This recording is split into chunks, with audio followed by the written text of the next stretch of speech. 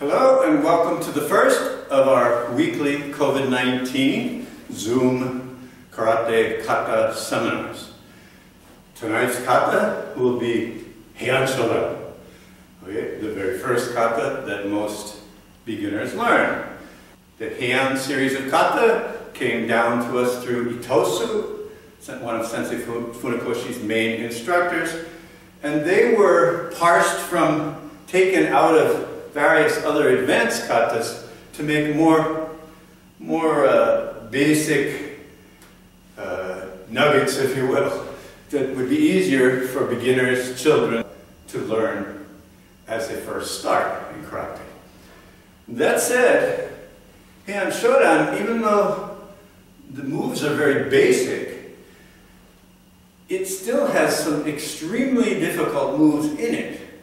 Namely, these 180-degree turns from one side to the other, and 90-degree turns, similar 90-degree turns.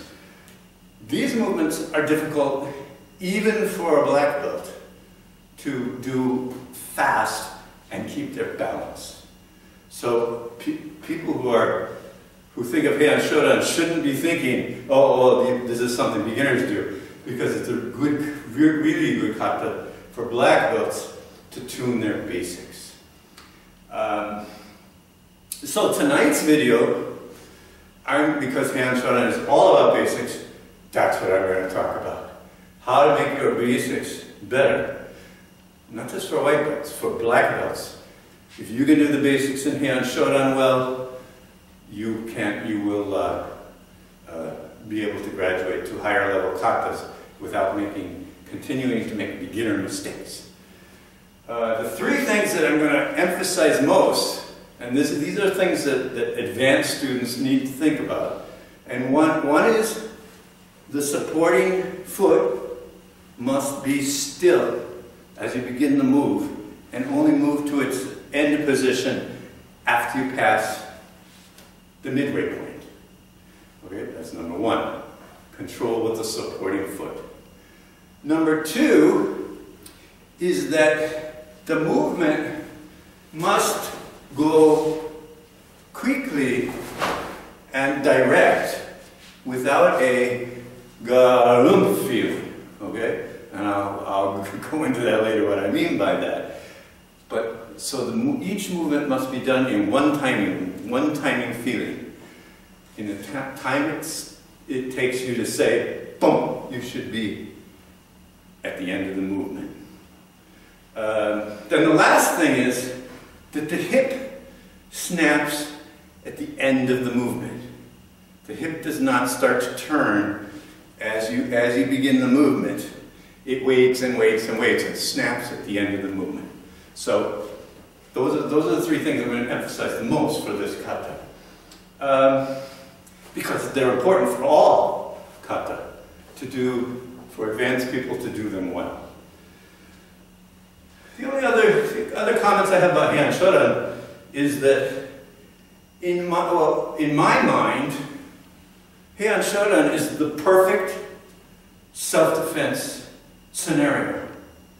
What my meaning is, in only one spot in Heian Shodan, and we'll get into that later, are you in trouble because somebody grabbed you or something? Okay, whenever you're practicing kata, you imagine yourself being surrounded by at least 4 opponents. Heian Shodan is the one kata where you block, and finish an opponent, and another one comes and you block, boom, and you finish that opponent, and you block and you finish that opponent. All the other, as the katas get more and more advanced, there's a lot more grappling type techniques and things like that. If you're grappling with the opponents, that means that you let them get closer to you. You make mistakes. You're not as good, maybe. So Heian Shodan is the most masterful way to dispatch 4 or more opponents. Just do it, each one. And so last point brings up, why in kata do almost all the movements, do so many movements move forward into the opponent?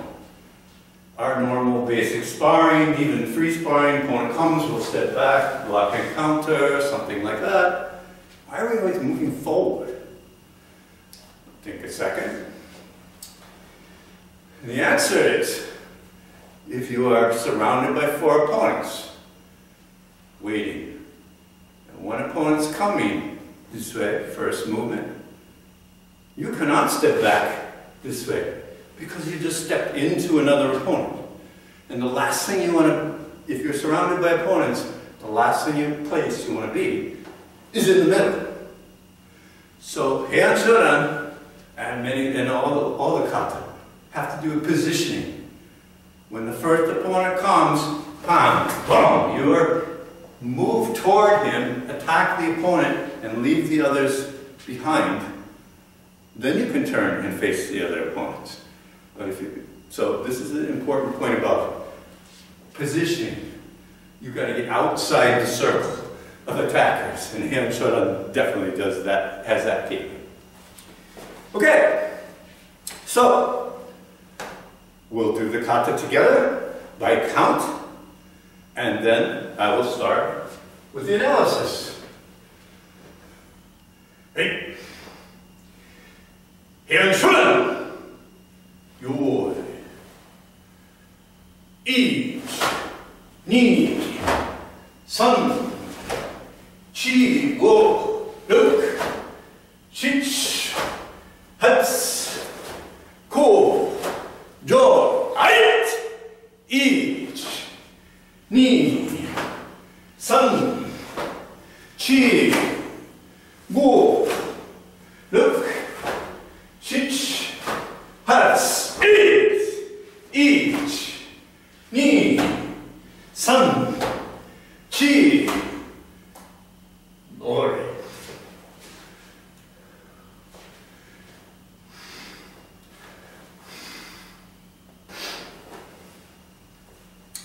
Okay. First movement. Heian Shodan. Opponent comes from the left. Look, used to be we looked first, but now, you know, all the katas, they've changed to looking at the same time. The important thing is the opponent's coming, I can see, I don't have to look at them to see them coming from my peripheral vision if you are the opponent. But as I see you start to move, you have to get your face around quickly. But your body can just stay still, waiting for your head to move. So this first movement in the kata is an important one because it's not easy. Okay? Most beginners will either pick up the arm first, some black belts too, or they'll start to turn the body toward where they're going and then make the block, or something like this. But in all movement, everything must move together, especially if the feet, you have to have a feeling of feet moving first. Okay? Everything else, the feet make the fastest course they can from point A to B. Everything else has to catch up. So when I talk about the hip committing, normally if I was talking about when does that hip commit, if I'm making here and I'm going to step forward into down block, I'm going to say the hip is going to snap in the last quarter of the movement. So first quarter's here, second quarter's here, third quarter's here. That's when the hip snaps. Okay? 1, 2, 3, 4. But notice at 3, I'm in the same position as I am starting the kata. That means your hip must snap right away. So from here, you have to practice, not hand, foot, but go, foot, go. And the hip is snapping, okay? Then the hands must keep up. Now, black belts especially, white belts cannot be taught to do this movement too quickly, because invariably, they're going to make too small a motion with their arms. So for black belts, to get the movement as fast as you can, practice with no hands. Just go. See, quick as you can, get there with your feet, snap the hip. Now we're going to get the arms to keep up. So alternate between, all right, this is supposed to come to here, all the way up. Okay?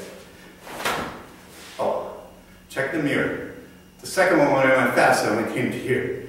I've got to come to here, even when I'm moving fast. So keep going slow, fast.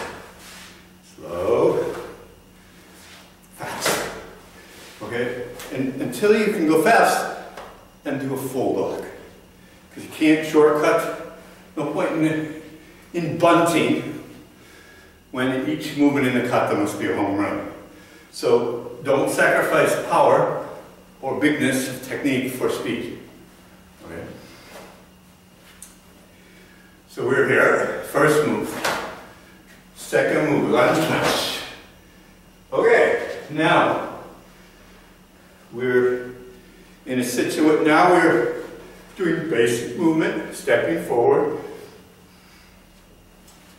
Talk about the control of the supporting foot.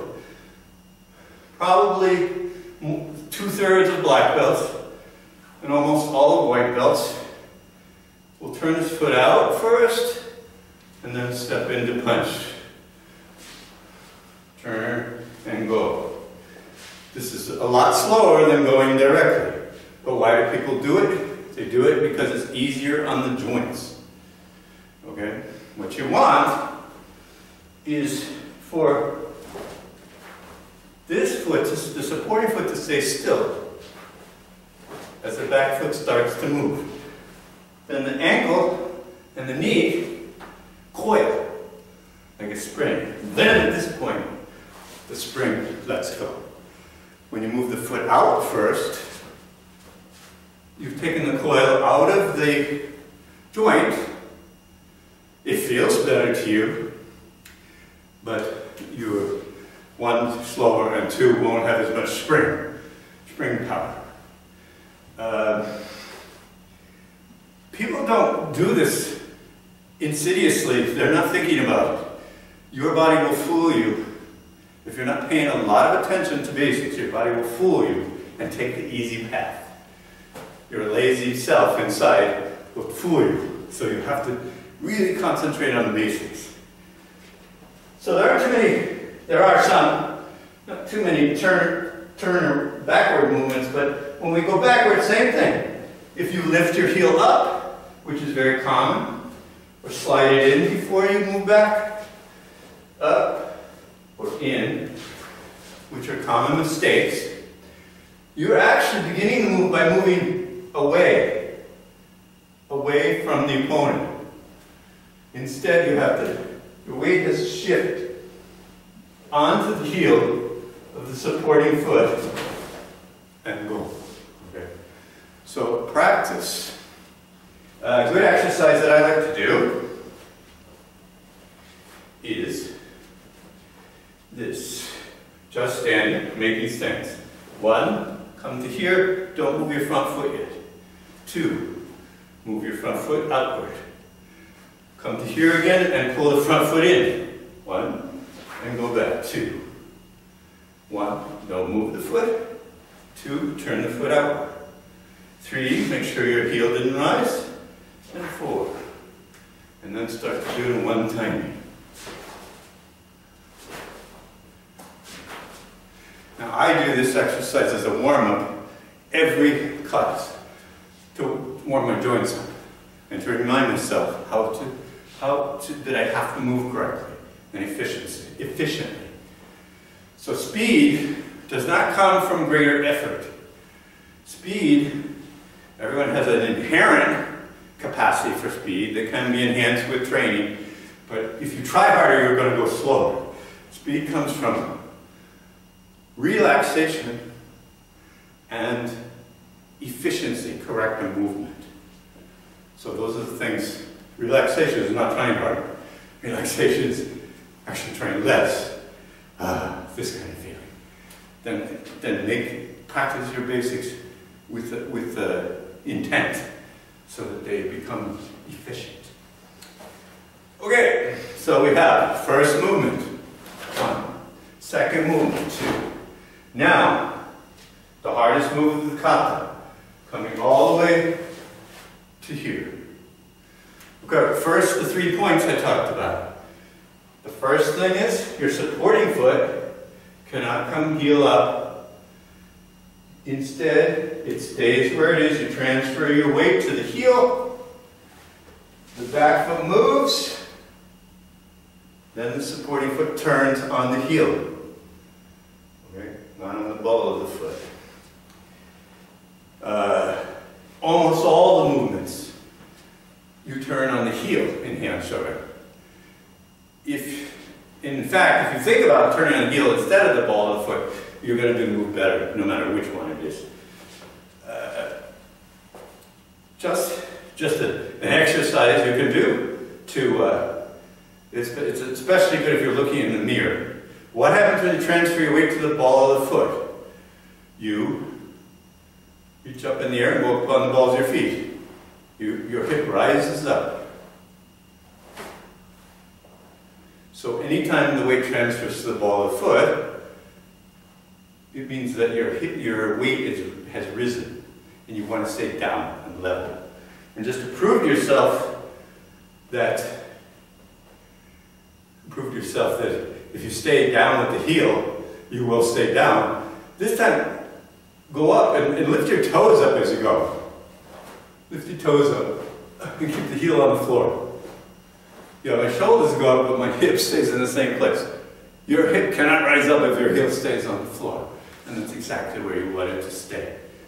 It'll rotate, but it won't leave the floor. This is important point number 1.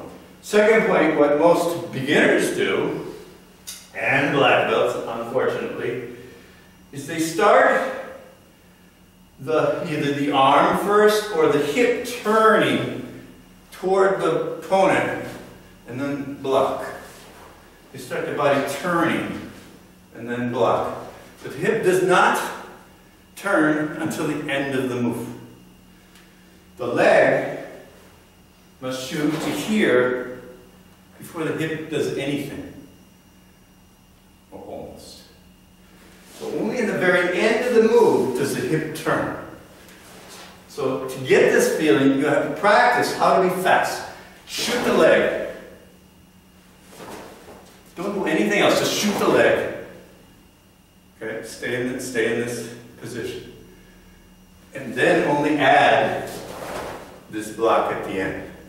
And of course the arms, whenever you block, down block, Knifehead Block, the arms must whip. They cannot stop here. Okay.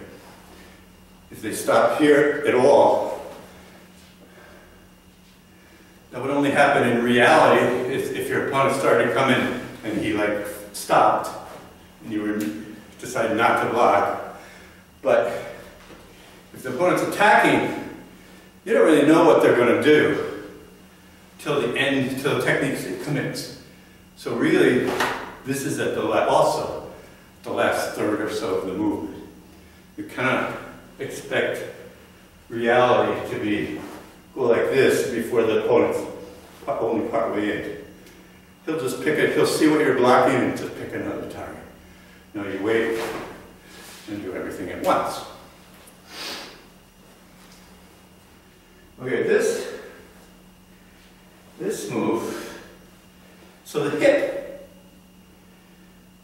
a lot of people when they make these moves, they turn the hip toward the block and it ends up closing too much. But in actuality, the hip is turning toward the block, but it stays open. In this position, the hip is here. We shoot the leg, and it comes to here at the end of the motion. So it turns almost 180 degrees, not quite. But there's a significant turn toward the block. This is true when you're turning around in that direction. But it doesn't go out, it doesn't end outside this position.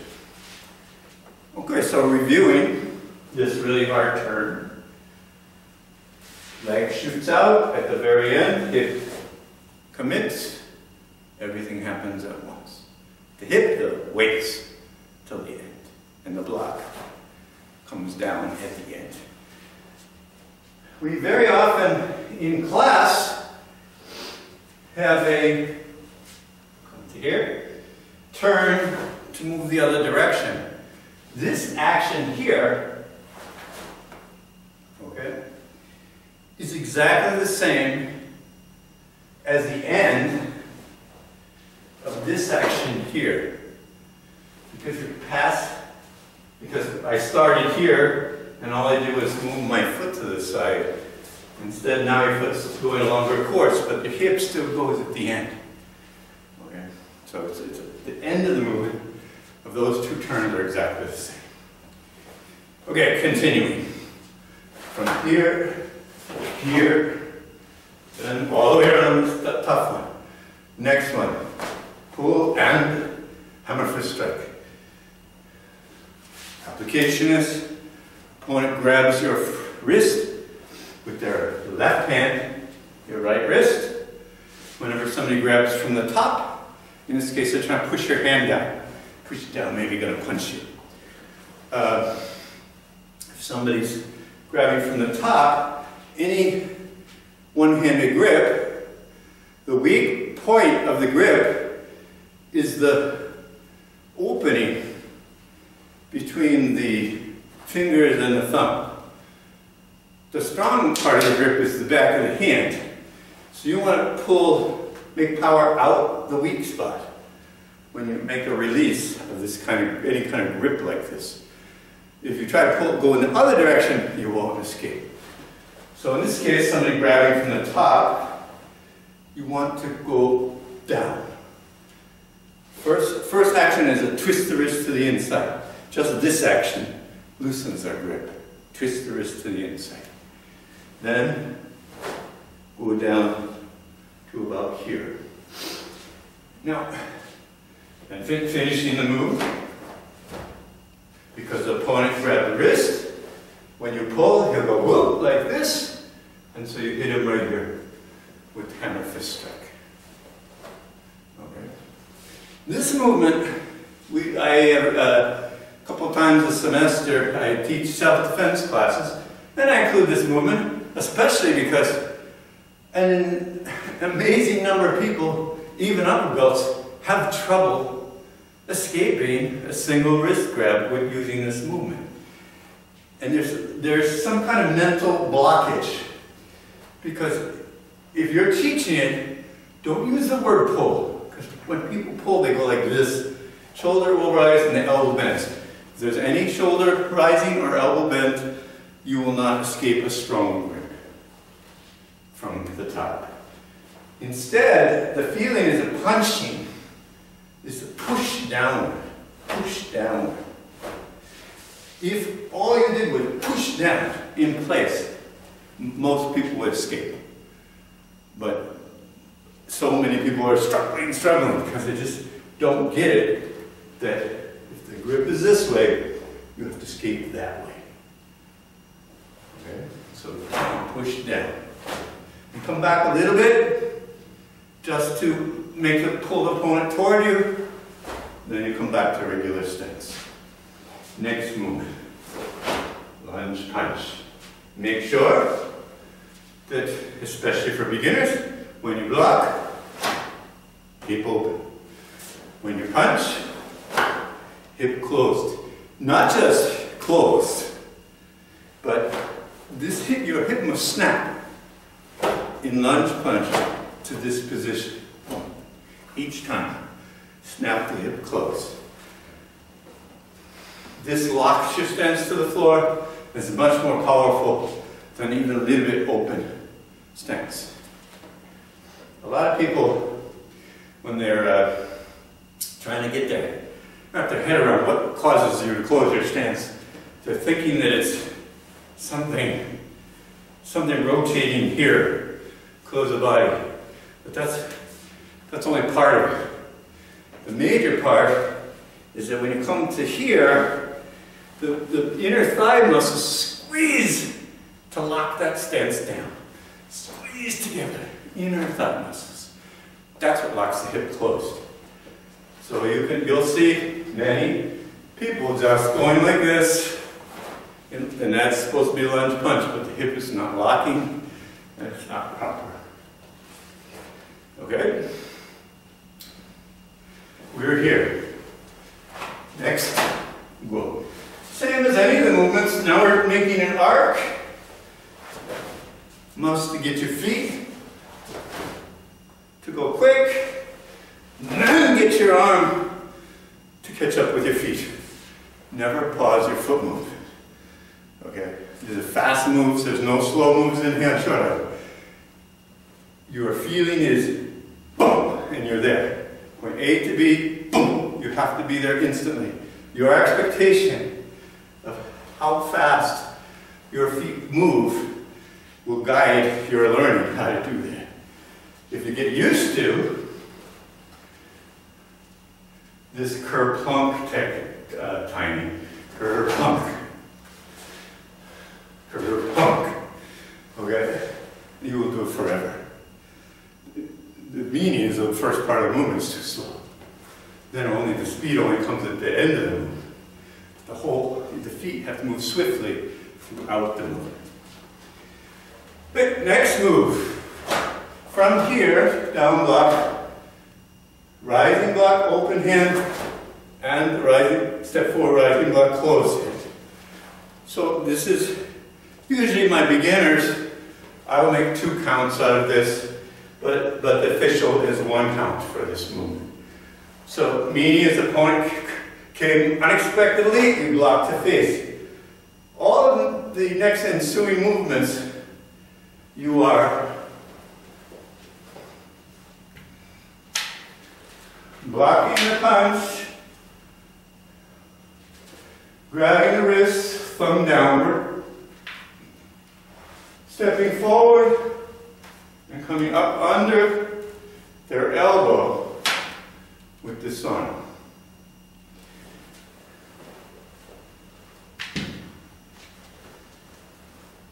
This can be thought of as a joint block.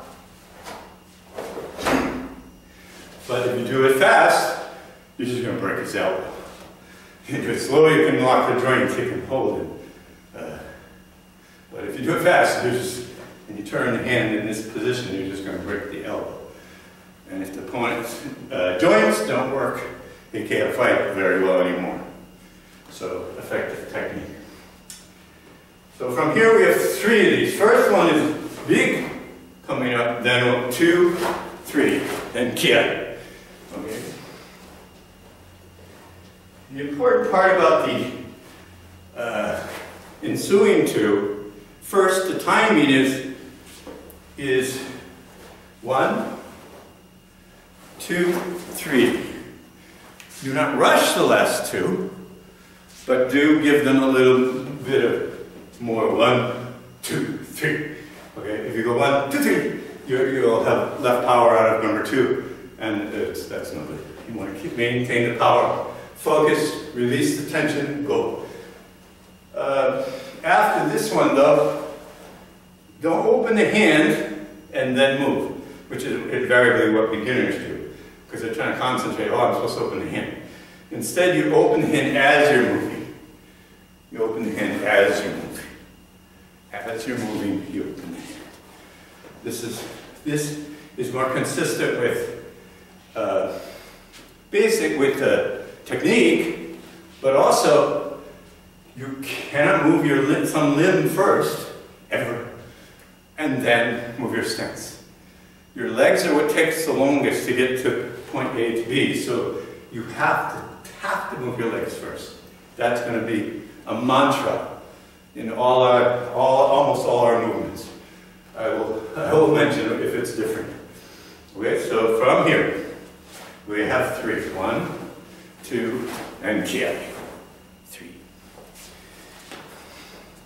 Next, same kind as the beginning. Again, one of these 90 degree turns. Get your arms to move quickly. Get your feet to move in an arc quickly. Hip snaps at the end. Lunge punch. Close the hip strongly.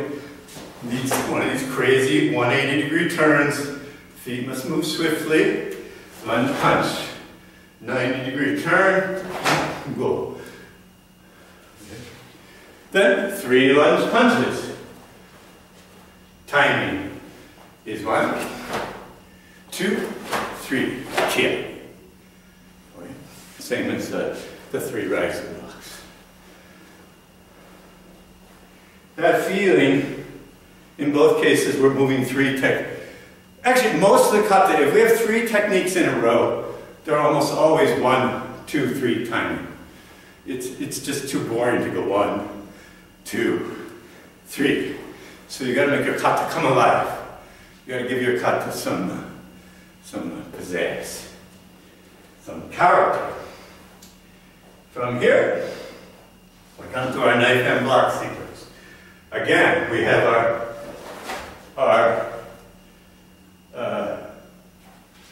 very insidious 90-degree turn. The key to this turn is that the front leg, after the 3rd lunge punch, is in, the bend is in the correct position for where it shall be in the end. So you've got to keep that knee bent the same way. So we're here, the forward leg, the right leg is bent. We come around, snap our hip at the end. When we in, snap our hip at the end. And finish the kata. These Knifehead blocks, the timing is don't rush. 1, 2, little pause. 1, 2. Then lower. Okay. So we don't have any backward movements in Knifehead block in this kata, but we do have these forward motions. And the important thing, and I will repeat this in other seminars, moving forward in Knifehead block, you do not, the hip comes closed about here, and then you go straight, straight, straight, straight, and it opens in the last quarter of the movement. It is so many beginners rotate the body throughout the movement, and invariably the front knee is left, it comes inside, because they have this rotational force that they cannot control. Most of the force moving forward in Knifehead block must be forward. So the hip is snapping at the end, but it's not turning throughout. You hold the hip back, and then at the end you snap. Okay. And you also, beginners, of course we go 2 counts, we'll go like this, and we'll go like this. That's actually not the advanced way to move in Knifehead block or any stance. I'll show you with front stance later. As you come to here, this hip should be not, the shoulders and the hip are still a bit held back a little bit. Then as you start the forward step, then the hip closes. Okay? The hip stays back, then the hip closes. This accomplishes 2 things. 1, you're holding your hip back so you've got even more range to snap that hip closed by holding it back. But 2, as you're moving toward the opponent, you're not telegraphing. And let me show you with the lunge punch.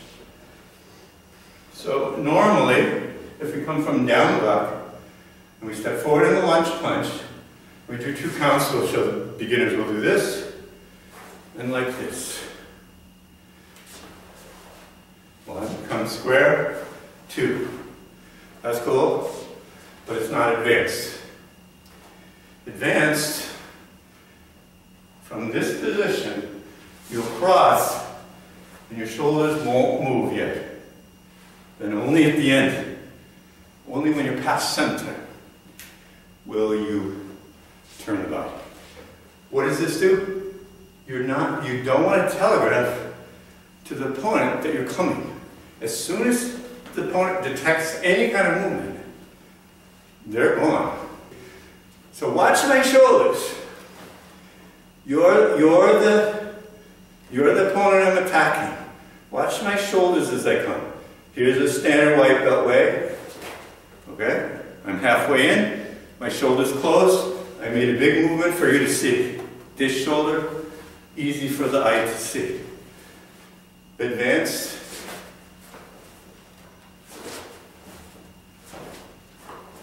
At this point, if they're not detecting your foot motion, the upper body is very still. And then you accelerate and snap the hip. Okay, so don't come to here. This is okay for white belts. But when you're at center position, you're actually still here.